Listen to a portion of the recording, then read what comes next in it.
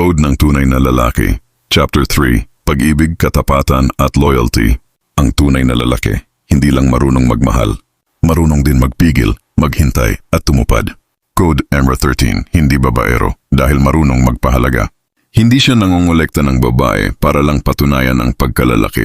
Isa lang ang mahalaga at buo siyang nakatuon doon. Kung mahalaga ka sa akin kahit gaano karaming tukso, ikaw lang ang pipiliin ko. Code number 14, tahimik magmahal pero matindi kong umasa. Hindi siya ma-post, hindi siya pa-cute. Pero pag minahal ka ng ganitong lalaki, buo yan, walang kasinungalingan. Hindi ako sweet sa paningin ng lahat, pero ikaw lang ang alam kong pwedeng sulyapan habang buhay. Code number 15, may hangganan ang pag-unawa pero hindi ang paggalang. Hindi siya clingy, hindi rin siya desperado. Kung iiwan siya, hindi siya manghihila pabalik. Pero kahit panasaktan, hindi siya bababa sa paninira. Kahit hindi mo na ako piliin, mananatili pa rin ang respeto ko. Code number 16, protector hindi predator. Hindi siya lalapit para sirain ka. Lalapit siya para alagaan ka. Pero hindi siya pipilit kung hindi mo siya pipiliin. Ang tunay na lalaki, hindi lang partner. Tagapagtanggol.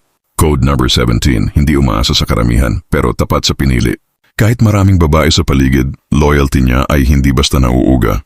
Tahimik lang siyang sumusunod sa prinsipyo niya. Pag pinili ko, yun lang. Pwede akong lapitan ng marami. Pero isa lang ang nilalapitan ko. Sa pag-ibig, ang tunay na lalaki hindi perfect, pero tapat, totoo at marunong humawak ng salita. Hindi niya ikinakahiya ang pagmamahal, pero hindi rin siya alipin ng emosyon. May balanse, may respeto, may dignidad. Thank you for watching. And subscribe for more.